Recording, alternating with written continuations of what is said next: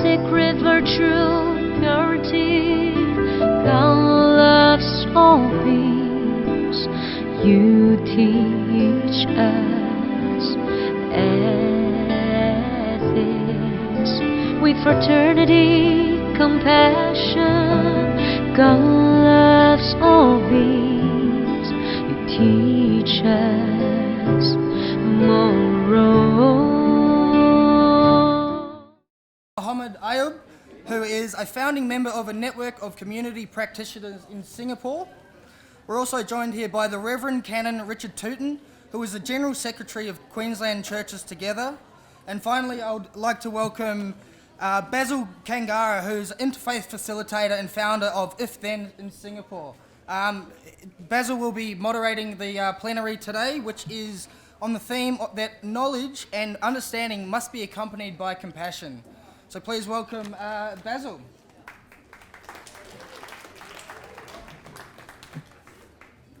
Afternoon, everyone. I hope you've all had a wonderful lunch. I've been studying in the US for the last 2 years, and some of you might be aware of this. In some Christian denominations in the US, some of these churches might have missions or weekend workshops or retreats.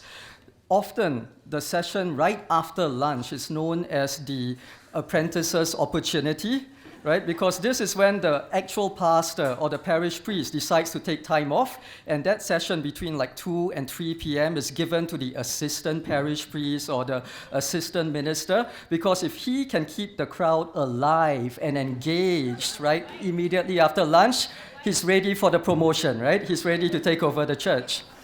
So, and that's not to say that my guests today are apprentices in any way. The three of them, and one of them will be arriving late. We do apologize. They are very reputable people in their fields. And if you might give me the chance, I will now introduce to you our first speaker. This is Dr. Bibi Muhammad Ayyub. She's been an educator and counselor for the last 38 years, working with children, youth, and their families. She's also been president of the Singapore Malay Teachers Union due to her outstanding contribution to union work. She's been a social activist, a member of various committees in both government and non-governmental organizations, and has been conferred numerous public service awards by the government of Singapore. She holds a doctorate in education from the University of Durham, a Master of Education from the National University of Singapore, and a Master of Guidance and Counseling from James Cook University. She's currently the Director of the Association for Muslim Professionals in Singapore, and also a founding member of the Network of Community Practitioners. Today, this session, as you might know in your program outline, is on how compassion plays a part in knowledge and understanding. So if you would allow me, please join me in welcoming Dr. Bibi.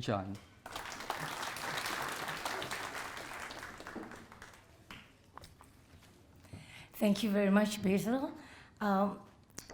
Good afternoon, ladies and gentlemen. First of all, I would like to thank the organizer for inviting me to come here to share my experience with all of you. Secondly, I like to congratulate the organization for having a very wonderful built-in program, which I think the idea of having dialogue circle, I think that is a unique feature of this conference. I mean, we just do not want to talk about it. In most conferences that I've attended normally end up having a lot of times we're just talking about it, we are being very rhetoric.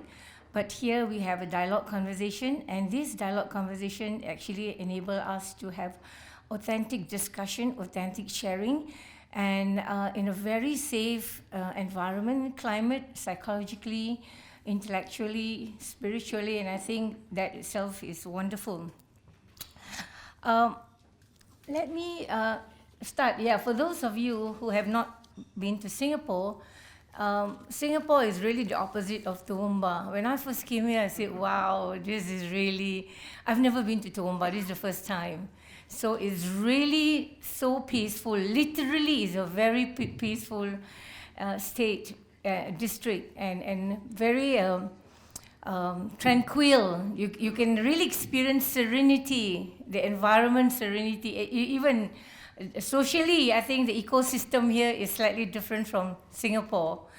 And let me just go through, because we don't want to waste so much time, because I'm just given about 15 minutes. I prepared quite a lot of slides. I can't see very much, but what I can share with you is, next one please, about me. Basically, I'm here not as ministry officials, just some disclaimer. I'm here on, I founded 3 VWOs, Voluntary Welfare Organization. One is called Club Heal. Club Heal is an organization that helps people with mental illnesses. So I do a lot of upstream work to promote mental health for the community, from the children all the way to adults.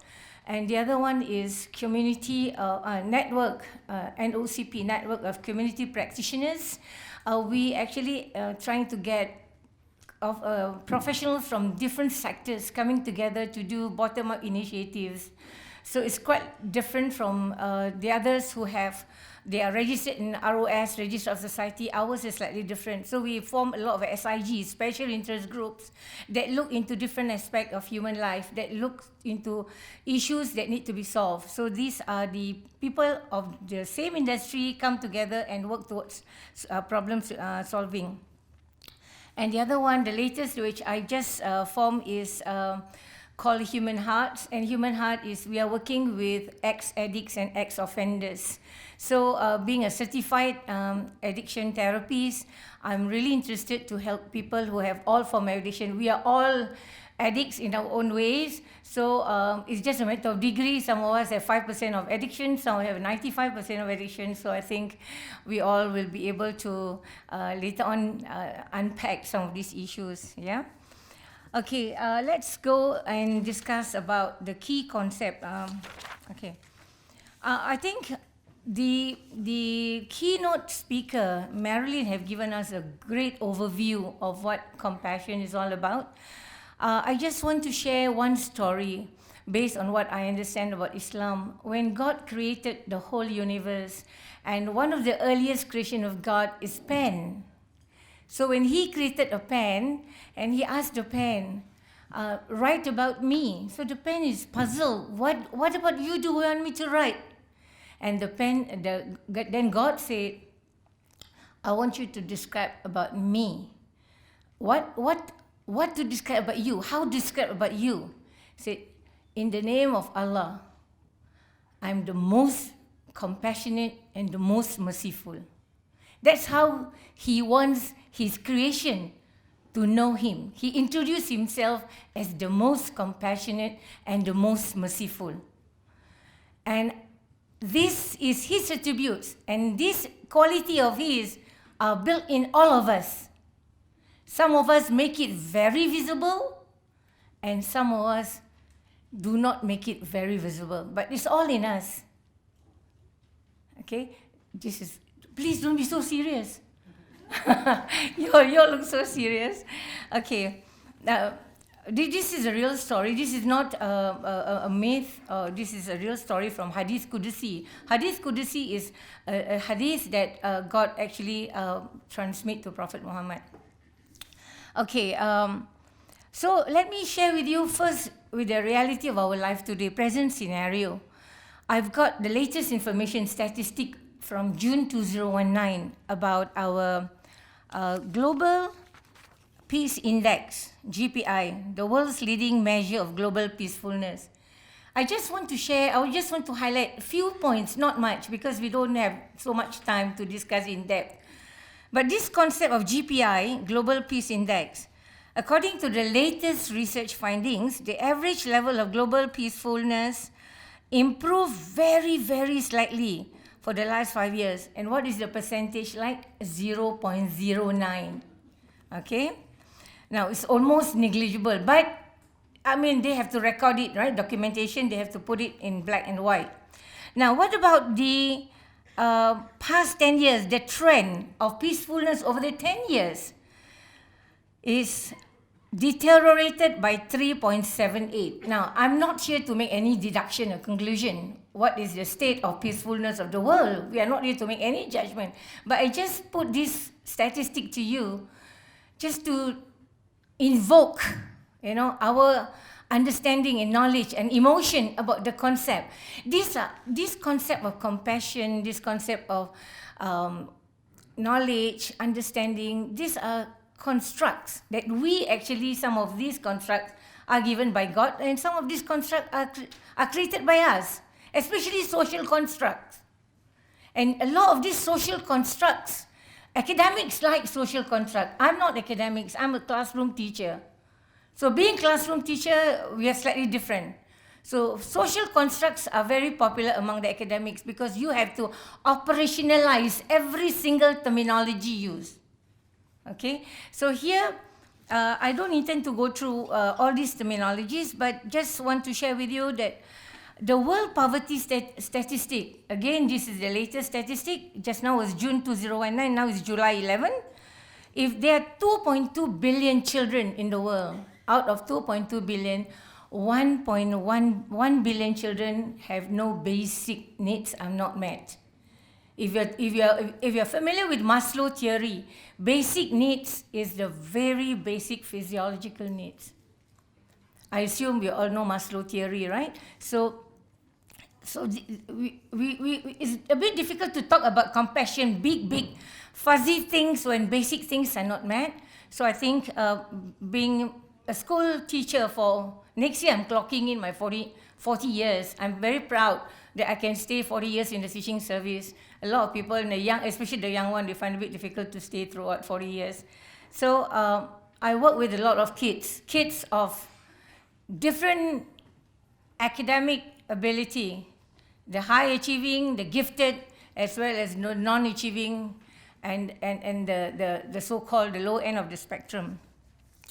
So the paper outlined today, I'm going to discuss briefly some key terminology. Okay, next one, please. Some key terms.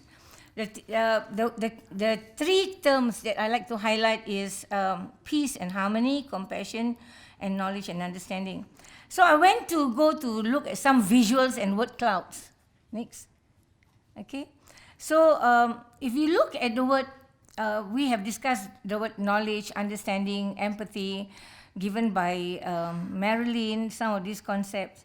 But what is critical for us to know that understanding, it goes beyond cognitive. A lot of time when we talk about understanding, we tend to limit understanding to cognitive ability, cognitive thinking, the cognition part of it, metacognition. But sometimes understanding goes beyond that. In Singapore, we are quite focused on brain-based learning, but very much we do not focus on soul-based learning. So I'm also a teacher in charge of character and moral education. So one of the aspects of literacy, besides functional literacy of language that I developed in Singapore, I'll also develop moral literacy and self-literacy, knowing ourselves, knowing moral literacy, something that sometimes, people are talking about ethics. Again, this is jargon. Some people may use virtues, some people may use religious education, but these are all terminologies. So later on we can discuss further. So let me unpack about the concept of peacefulness. Peacefulness, again, is relative terms. For some people, living in Toowoomba is one of the greatest places on earth, very peaceful. But some people think that this place is too quiet. They are not used to this kind of life in Singapore, as compared to Singapore. So again, some people need noise. Being peaceful is something that they just can't imagine. So the concept is relative to different people. So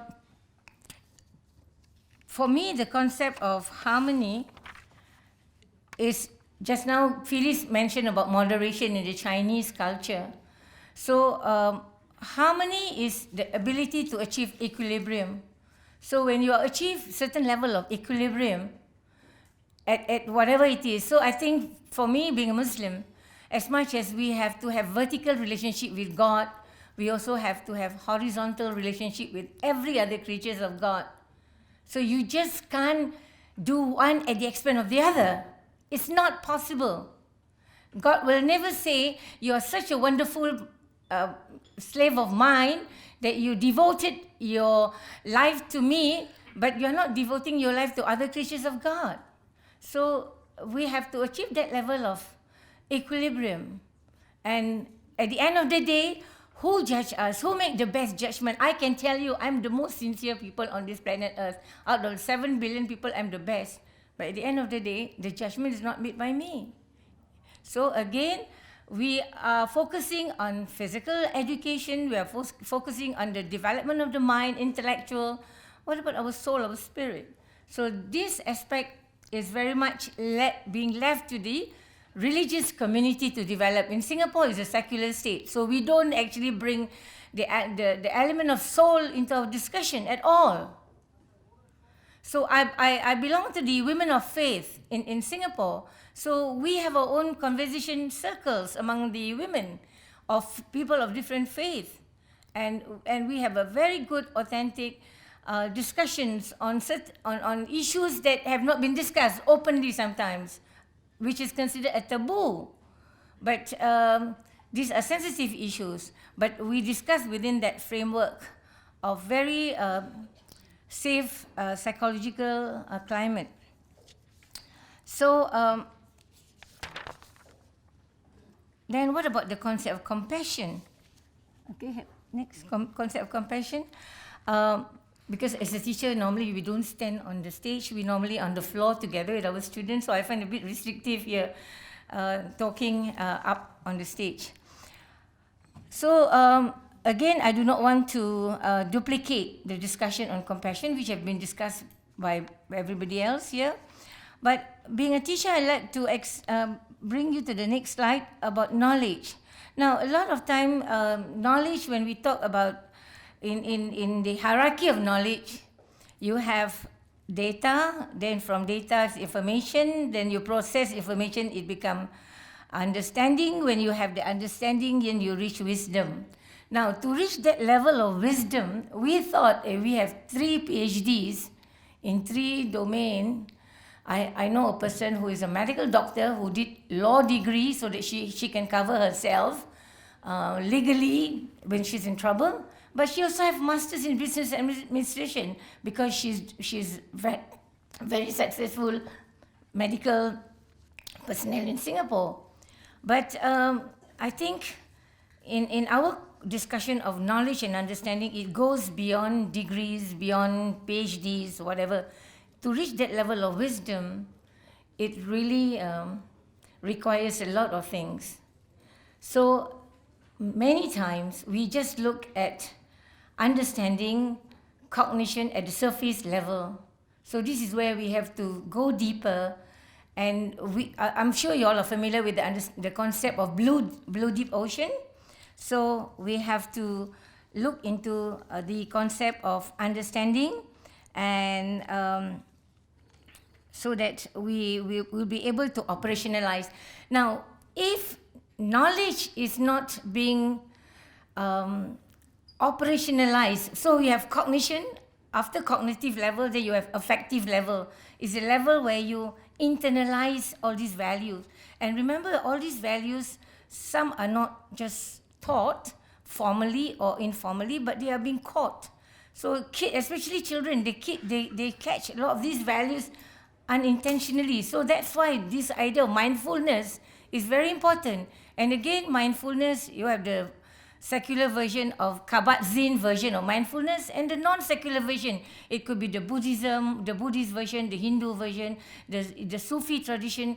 Again, they are so wide spectrum of these. Basically, I'm exposed to all these different Hakomi, mindfulness, and so on and so forth. So again, as I said, I'm just here to share, nothing much, because we don't have the luxury of time to go in deeper.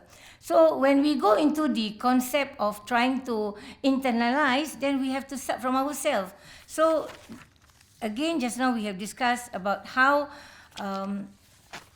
values must be look from within, and everything start from ourselves. Then we will be able to go deeper into the society and the larger community.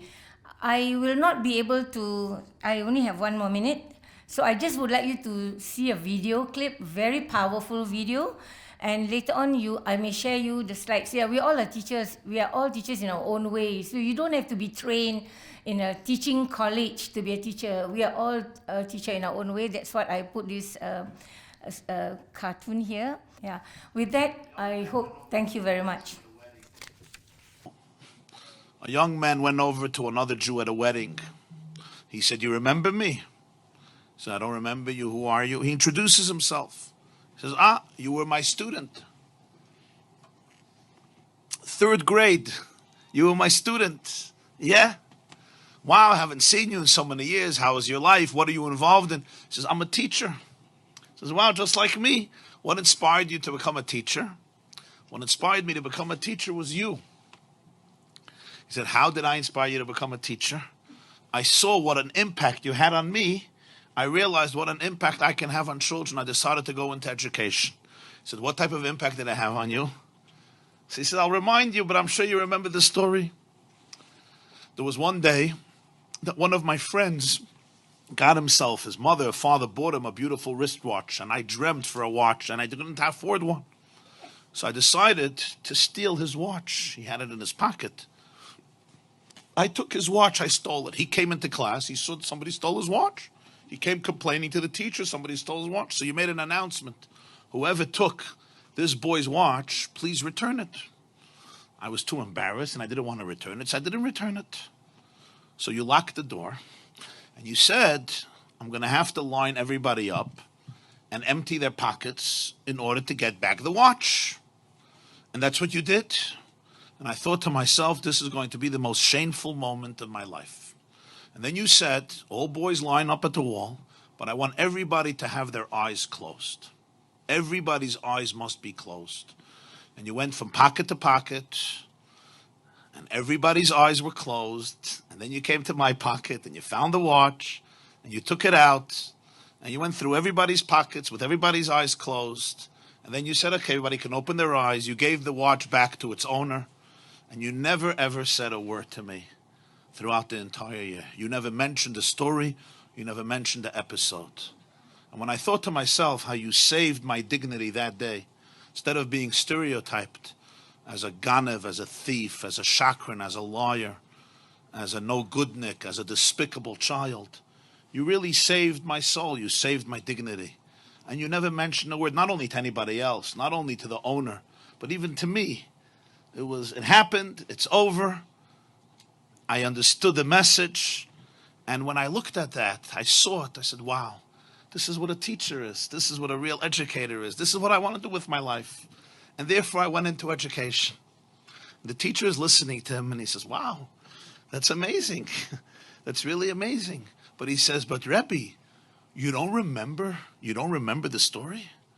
Like when you see me and you hear my name, I'm sure you remember the story that I stole the watch and what you did, and you didn't want to embarrass me, so you had everybody's eyes closed.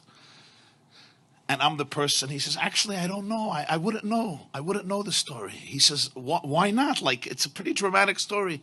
He said, because I also closed my eyes.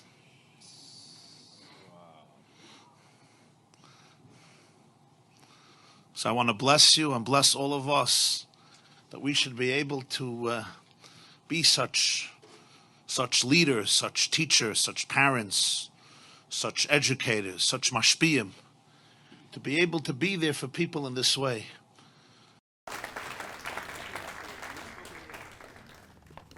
Thank you, Dr. Bibi Jan. What I hear from you was really quite interesting. It's almost like this sense that compassion reminds us that faith involves not just a vertical relationship with God, but even a horizontal relationship with others, but even more so, a holistic relationship with our individual selves. So I thank you for that very much. Ladies and gentlemen, our next speaker is the Reverend Canon Richard Tutin. Canon Richard Tutin is the General Secretary of Queensland Churches Together, an ecumenical organization representing 16 churches from the Western and Orthodox traditions.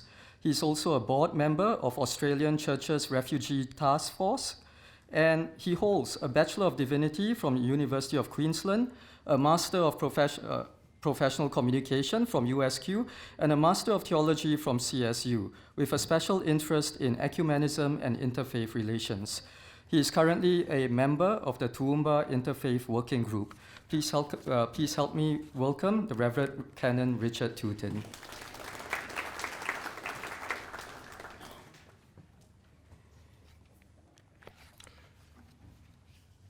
Thank you very much, Basil, for the introduction, and it's good to be here, and certainly I've been sort of empathising and showing compassion to our MC. I know what it's like to get this group into order when it comes to beginning a session again.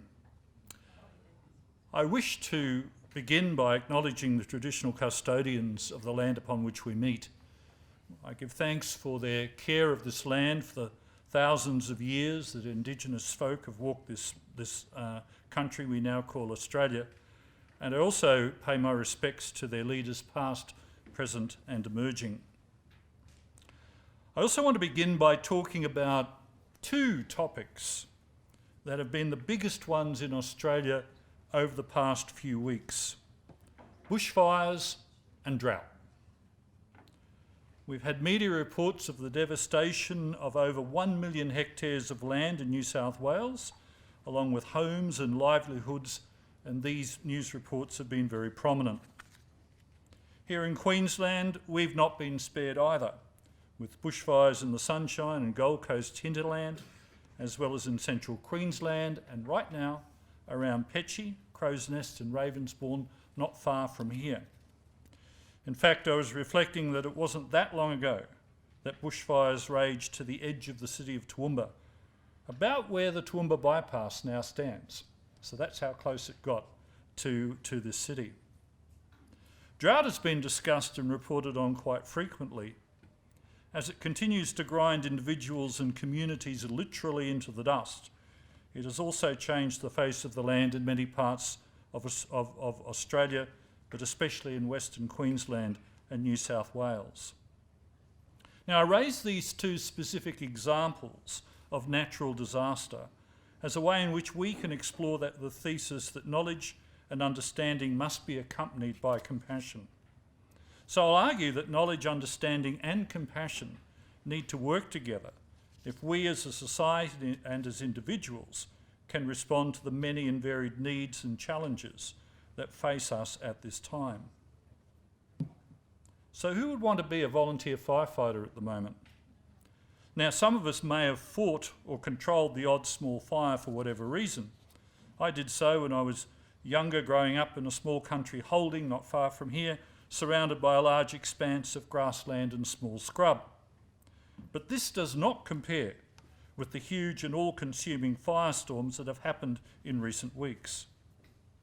What drives people, young and older, to risk their lives to fight such fires time and time again? When the call goes out, they respond without question. They are prepared to go where and when they are needed. And some have, while fighting fires, have come home to find that they too have lost their own homes and often their livelihoods to the blaze they were fighting just down the road. They probably can't put into words the reasons why they have offered to care for their community in this way. Some might say that they wish to give back. Others might have been inspired by friends and family who have offered their services in this way, in the same way that we had that very, very lovely story just a few minutes ago. I offer the thought that those volunteers, along with those who support them through the operation of food vans and command centres, do so because they have compassion and are willing to gain knowledge and understanding of their chosen service in order to protect and care for the communities in which they live and have their roots. Judith Bhardwaj, in her article, The Understanding and Experience of Compassion, Aquinas and the Dalai Lama, published in 2007, breaks down the word compassion into its etymological roots. It comes, as we know, from two Latin words, com, which means with, and pati, which means to suffer. In essence, compassion means to suffer with. But as well as suffering with, it also has a dimension of action. So people who have compassion want to do something to alleviate the suffering that they encounter. In the case of the volunteer firefighters, they are moved to act, that is, fight the fires they are called to put out, because they have a desire to protect the community and do not want people to suffer and lose their homes and livelihoods. They also want to protect the environment, especially the animals that are displaced and often die as a result of the fires going through their habitat. However, they cannot fight fires without knowledge, training, and an understanding of what they're up against. So they train regularly. They learn how to work with the other members of the brigade as a team. They also learn about and train with the equipment they will use to bring a fire under control. They also have to know the climate of their area and what makes a fire do what it does. I could add to that list, but it's enough to say that knowledge and understanding are essential in situations faced by volunteer firefighters. Yet in order for them to be effective, I believe they also need to have compassion, because that is what drives them on to do the great works they do year in and year out, without a thought for their own well-being at times. I dare say they could fight fires with all the knowledge and understanding, but not have an ounce of compassion as they carry out this task. It is possible, but it may not be a good idea. Now, I got cheeky in my mind at that point, and I thought, yeah, we could do things and have the knowledge and the understanding to do something like put a piece of flat box furniture together, and you don't need compassion for that. And I do say that because we're moving house at the moment, and a couple of those pieces have turned up. However, as we put it together, I'm thinking, perhaps I need compassion for myself and for the rest of the family as it goes together. My wife and I recently put a piece of furniture together, and please take this in the right way. She simply said, I said, yep, we've done it. And she said, yep, and we're still married. So compassion is needed, I think, in that form of knowledge and understanding. But back to the bushfires. The fire may be successfully fought, the firefighting team may work together flawlessly, but what about those who are suffering because their property and land are burning? As well as firefighting skills and capability, our volunteer firefighters do something else. Their inner being does not want to see people suffering, and when they do find suffering, their response is to support those who have lost, in many cases, everything. By assisting people as they leave their homes, by transferring animals to safer places, and by offering a shoulder to cry on, they are, as the meaning of compassion says, suffering with those who suffer. What they bring to the situation are skills and knowledge that can help, but not completely alleviate, the suffering that confronts them. I highlight this example due to its timeliness and the emotion that surrounds the whole catastrophic situation. The media too has been at the forefront of reporting the fire situations as they arise. The individual reporters have been utilising their knowledge and skills as communicators to bring information to those of us who may be removed from the action, but while they're doing that, they're also showing their compassion, like the compassion of the firefighters. It's present for everyone to observe as they comfort the people being interviewed. While some may think that such reporting may be over the top and a way of increasing ratings of an individual program, it is worth thinking that unless we in the viewing, listening or reading seat can glimpse the compassion that is being offered, then we do not fully understand what is happening. It's not hard to think of other areas of life where the principle that compassion must accompany both knowledge and understanding also crop up. Having quoted from an article that examines compassion via Thomas Aquinas and the Dalai Lama, we briefly turn to see if faith contributes in any substantial way to both an understanding of compassion and the way it is perceived by faith. For Christians, both the Old Testament and Hebrew Bible and the New Testament contain a lot of passages that use the word compassion or compassionate. Jesus shows compassion in a number of different ways, such as when he saw the crowds who'd come a long way to hear him, and when he saw the widow who was about to bury her only child. He felt the suffering in both instances and was prepared to do something about it. Thomas Aquinas, while preferring the word charity to compassion, sees the Christian exercise of compassion as part of the relationship between God and humanity. As Bhardwaj says in her article, Aquinas maintains that our friendship with God will cause us to love those whom God has created. Through charity, what we love in all things is the one common good to them all, which is God. And that's a direct quote from Aquinas. The understanding of compassion is, I believe, important as we strive to be people of compassion. Karen Armstrong clearly sees a link between compassion and the spiritual identity of people of faith. All faiths, she says, insist that compassion is the test of true spirituality, and that brings us into relation with the transcendence we call God, Brahman, Nirvana, or Deo. Armstrong, like Aquinas and the Dalai Lama, aims and wishes for a better world. The acts of compassion that are done in so many different ways and in so many different places. Compassion, like God, transcends everyone. It is easier to be compassionate to people who are the same as we are, and this has been commented on during the course of the conference so far.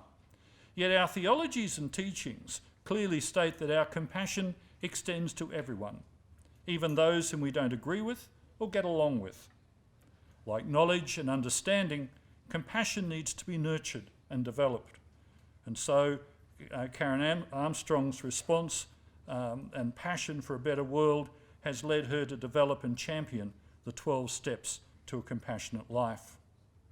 Through her encouragement, many are taking the step, as we've already seen, and signing on to the Charter, which aims to have a coordinated approach to compassion that encompasses all faiths. When we read her book, though, we are challenged not just to increase our understanding and practice of compassion, but also our knowledge and understanding of our world and community. Like the firefighters, we have to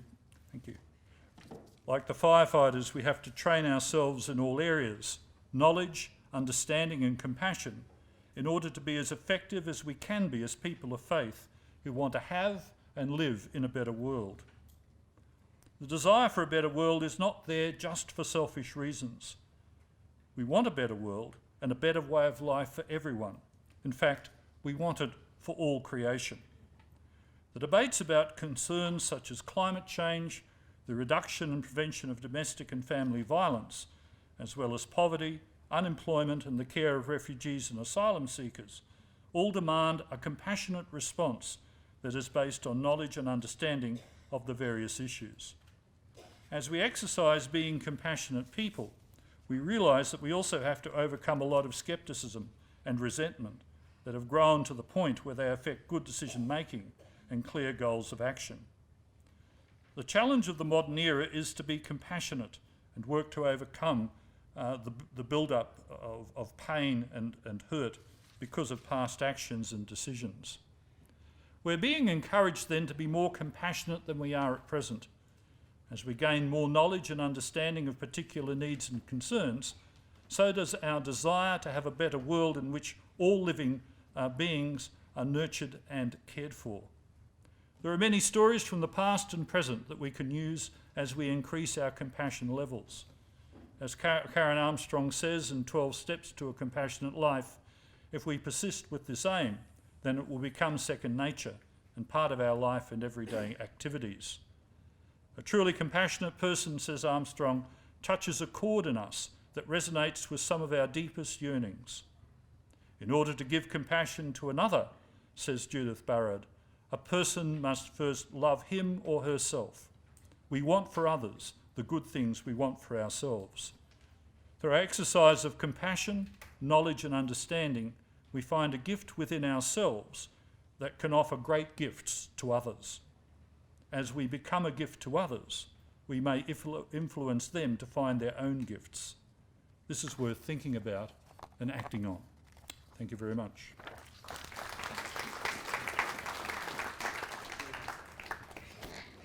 Thank you very much, Richard.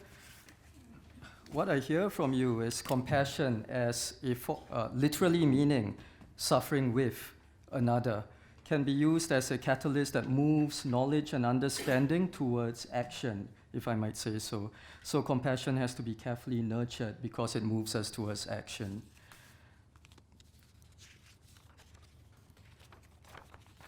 Friends, our final speaker for today, for this session, is Siddharth Bhardwaj.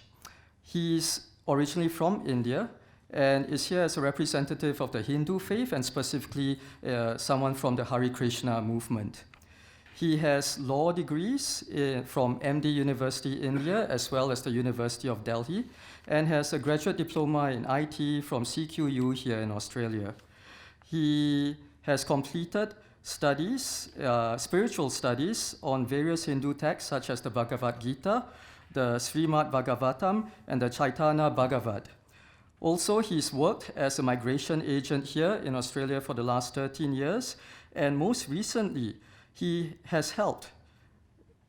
together with his family, has helped serve up 2,500 meals from one family kitchen for people who have been affected by the nearby bushfires. So please help me welcome Siddharth Bhardwaj.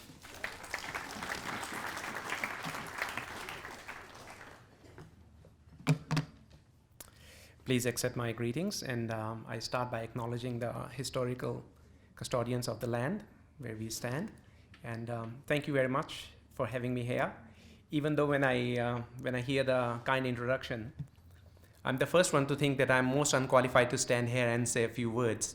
But I'm enthused by your kindness and inspired by what my previous speakers they have spoken here. So I'll try and say a few words that come to my mind. The topic today here that we've been given is that the knowledge and understanding must work with compassion. And I can think of a verse from our scriptures. It says, Anya bhilashita shunyam gyan karmani anavritam anukulanam krishna anushilanam bhakti uttama. What it means is that we must work with knowledge and understanding in the light of love and compassion.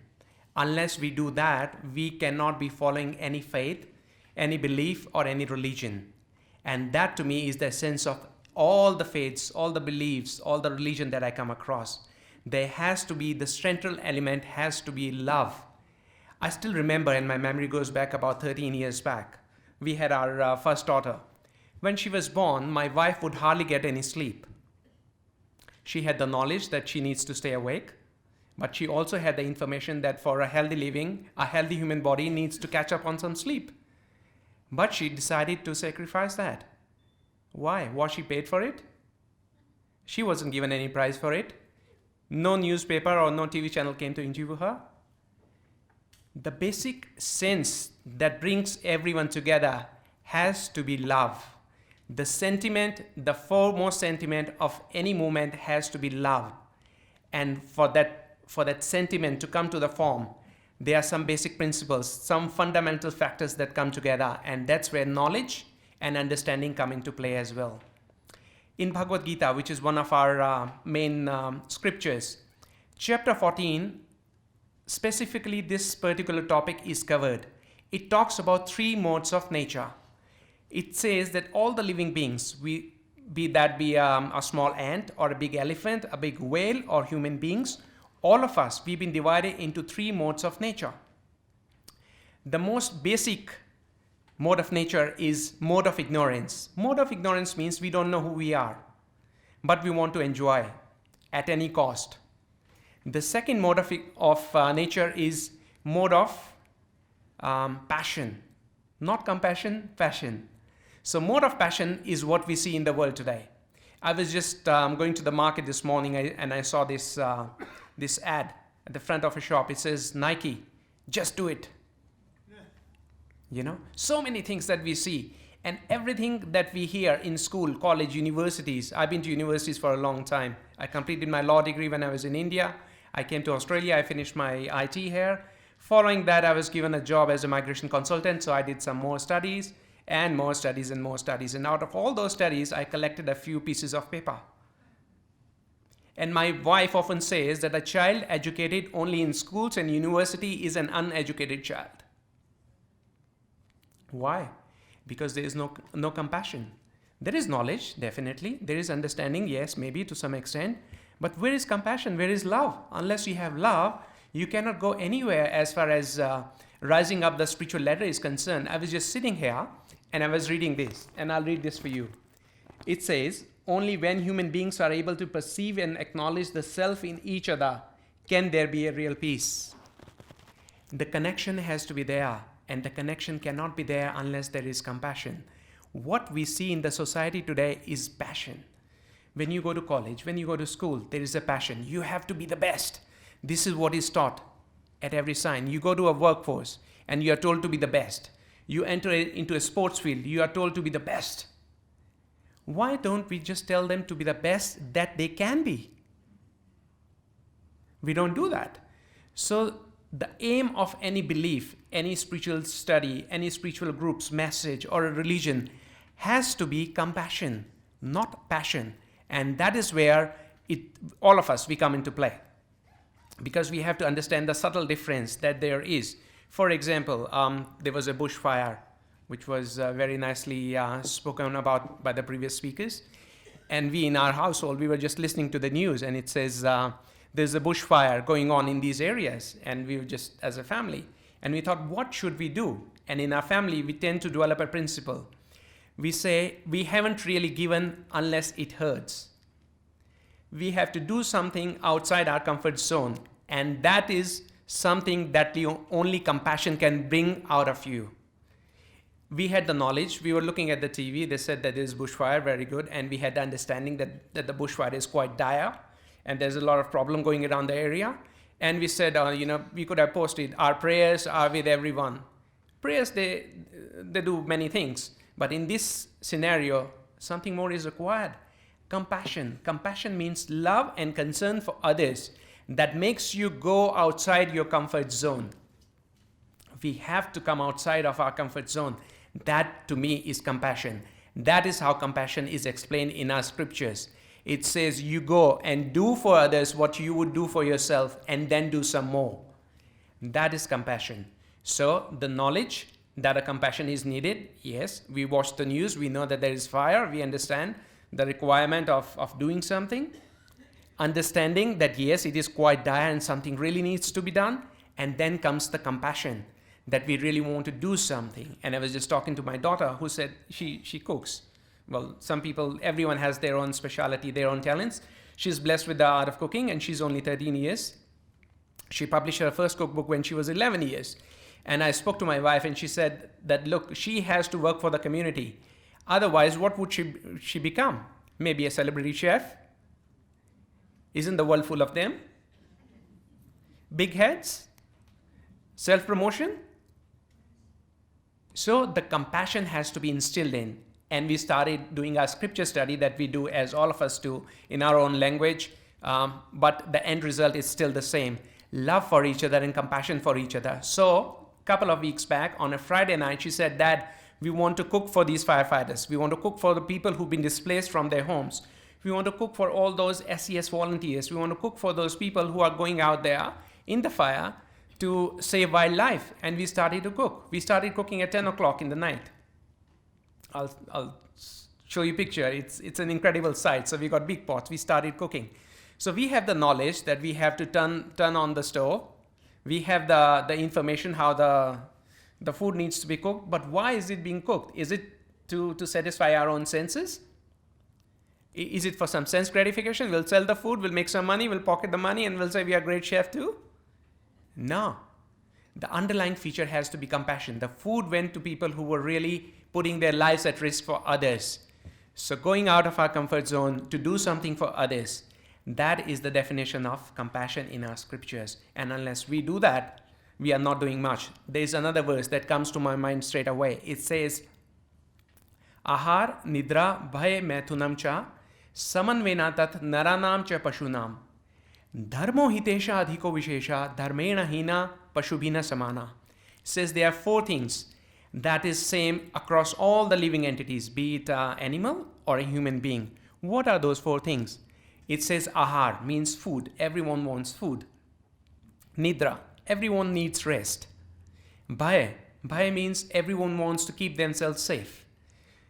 In one way or the other, at times we seek the security of a family around us. At times we seek financial security. At times we feel like having a good career because that makes us feel safe. In one way or the other, we all want to feel safe. And the 4th, Maithunam, which is our sex life. We want to have a family and increase procreation. He says even animals do that. If we do only these 4 things and not have love and compassion for others, then we are nothing special. We are quite ordinary. Actually, the scriptures go as far as describing us just like animals. So, in a sense, I won't take much of your time because there are so many wonderful people to offer so many much more valued wisdom than I have to offer. But I'll end this by saying that the compassion is the basic nature of our soul. And unless we develop that quality in our soul, we cannot transcend in this material world. There are 3 modes of nature as we speak: the mode of ignorance, the mode of passion, the mode of goodness. But we have to cross all these 3 modes and go transcendental, because on the transcendental plane, we can see. Right now from the stage, I can see that there are about 150 people in this room. And all I can see, all my eyes can see is the bodies. On the platform of transcendence, we can see that behind all these bodies, there are souls, just like mine. All the living beings, they are nothing but the souls covered by various forms of the bodies. Once we know that this is just the soul, just like me, having compassion for them won't be a problem. Thank you very much.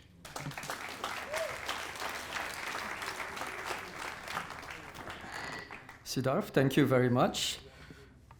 I found tremendous insight in finding out about how ancient Hindu scriptures have mentioned the 3 modes of nature: ignorance, passion, and goodness, but especially so just discovering that even in the ancient scriptures there have been warnings of the lack of compassion in our education and knowledge systems. So it's not just a modern discovery, but something that people have been talking about for millennia.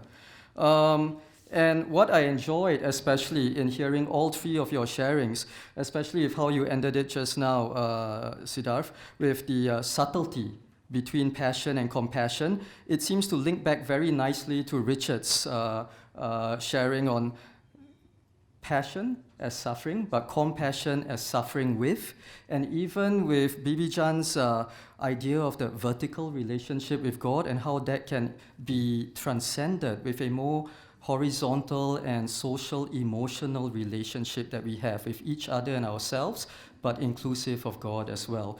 So to all 3 of our speakers, could I invite you to give another hand, please? Now, meanwhile, can I just check if how much time do we have for Q&A? Okay, sure. So we have time for exactly 1 question. Okay, her hand went up first. Yes, the lady in the center with the white T-shirt. I listened very carefully. I'm Lynn Kane. I'm representing Queensland Justices Association here today. I listened very carefully to all 3 of you. And when Dr. Bibi spoke, I thought, I'm a teacher. I understand what you're saying. And when I listened to the Reverend Richard, I thought, I know all about bushfires, I know about drought, I can understand what you're saying. And when our lawyer man spoke at the end, I thought, I represent Queensland Justices, I have a family full of lawyers, I understand the way you speak. But if we hadn't had that time today, I would see a hijab, that's you. I'd see a clerical collar, that's you. I'd see a beard, that's you. And then when you were speaking, Siddharth, when you were speaking, you spoke about going out of our comfort zone. And I'd like you to follow that up just a bit. How, in this world of the little grab on radio or television, how do we get people to move out of that comfort zone and into compassion? Any questions? Thank you very much for the question. Sorry, can you hear me? I remember my principal from my school. We used to have a very big ground where everyone used to gather in the morning for the assembly. And he used to announce, if you can't hear me in the back, raise your hands. And because they were kids and they wanted to waste their time because they didn't want to go back to the classes, everyone raised their hands. And we said, check the speaker, check the microphone. So I'm glad everyone can hear me. Your question, in a way, summarizes everything that we have spoken so far. How to, and that is the essence. That's where we really need to go and understand. And we just go a step back and understand who we are. That understanding is very, very vital for us to know where we are going. Unless we know where we are, we don't know where we are going. Say, for example, if I'm in Toowoomba, I'm just driving in the dark, and I'm in Toowoomba, but I don't know that I'm in Toowoomba, and I have to go to Brisbane. So how do I go to Brisbane unless I know where I am? Because where I am will decide where I'm going to go. So the first thing that we need to do, the first step is introspection. An honest introspection. That will make us realize what is it that we are doing. For example, probably last week, I think it was Thursday, we went to drop food for a group of wildlife carers who we were trying to help. And I realized that someone from the neighbor, they informed that there's a koala on the tree at the backyard. This is going to high place. So we went there. And she was just looking and we said, oh, what do we do now? What do we do now? And then she called this RSPCA guy to come and help to see if the koala was okay. This RSPCA guy, I had given him the food in the morning and he hadn't slept all night and he was on his way back to his home. He had two options. A, to justify that whatever he was ready to go home because he had done enough. And B, to invoke a higher self in him and say, no, I need to do it. And he chose to do it. That is the feeling that we need to invoke in ourselves. In any situation, we have to go that extra bit more, that extra yard. And for that, we have to have a good understanding of what we are and what we need to do. Are we doing enough? That is the question. And if we are not doing enough, why not? Should we do enough? And if we are doing enough, can we do a bit more? Can we do a bit more? It's about introspection and then self-improvement. Because when that happens, then according to our scriptures, that is when the soul rises within. Right now, the soul in our body, in our consciousness, it is in a dormant state. When we do something that is worth invoking the love from the Godhead, and I'm not naming any religion here, not Islam or Christianity or Judaism or Buddhism or Hinduism, nothing to do with that. Our basic religion is the science of soul, the religion of soul. As I just said, under all these bodies, we are all souls. So when we understand that connection, when we understand that we are soul and the other person is also soul, there won't be any hesitation in going out of our comfort zone. Right now, there will be many factors that will tell us, no need to go, you're okay, you've done enough. Even if you don't go, that's okay, because you have done enough.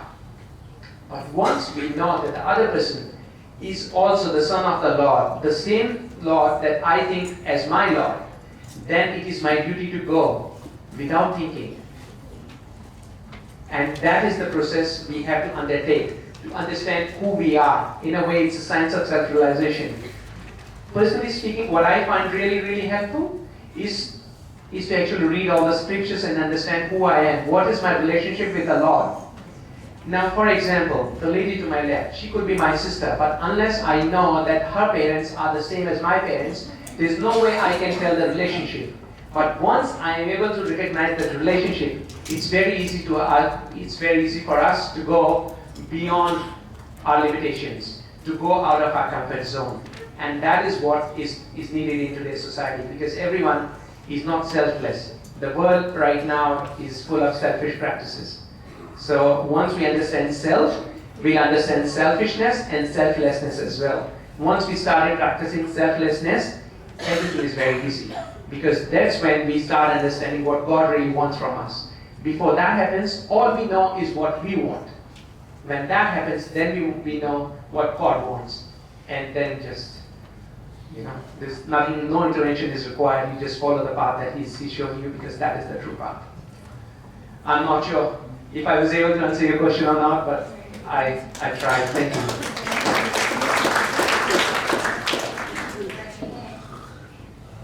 If I may add, actually everything is dependent on intention, the intention to help, sincerity, and I just mentioned a bit about self-literacy, knowing yourself, understanding yourself, and where you're going. And in Islam, for example, if you can pick up a broken glass to protect any passerby from being hurt, you will be sent to heaven just for that small little deed. And you pick up banana skin because you don't want people to fall.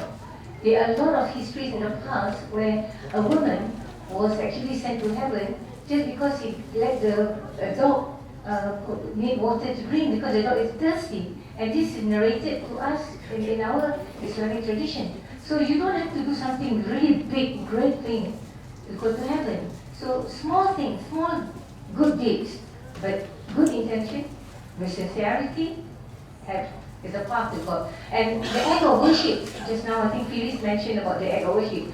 Anything that you do with no reward expected, sincerely, that's an act of worship.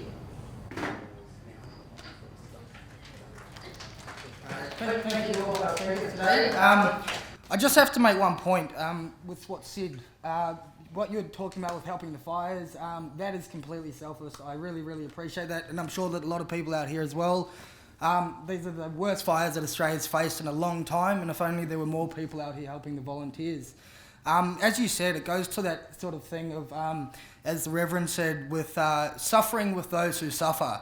He understood that he had to come out outside of his comfort zone, outside of the family's comfort zone, to come together to help people in need, which I can say is truly compassionate. So it's a really big kudos to you. Now I'd like to also present a few more gifts of appreciation on behalf of everybody today. So thank you so much. Thank you.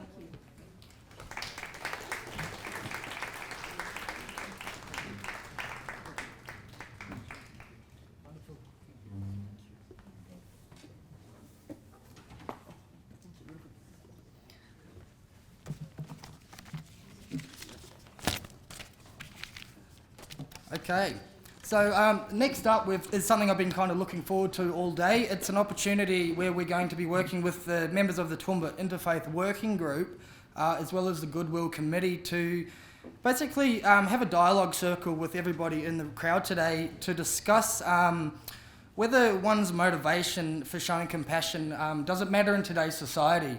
So as I read out a few names, the people who are facilitating this, would you mind please standing up and moving to a certain part of the room wherever you most feel comfortable, and then we'll get everyone in the crowd to split up into 6 groups, and we can go from there. So I've got John Agnew and Nicole Rangia, Taisu Kim Watson, Jagdish Naran, Maurice Colin Fickle and Ari Heba, Evelyn Ray and Stephen Wanyoni, Mark Jacobson and Dr. Aslan Mazrafi Falati, I hope I've got that right, Gail Thomas, and last but not least, Scott McGrath. So we'll come back in around 40 minutes or so and have a discussion about the 3 key points that we all just come up with today. And also, as we didn't get a lot of time in the previous session to answer questions, once again, please text through any of those questions you have by 3:45 this afternoon to 0422 53917. Thank you.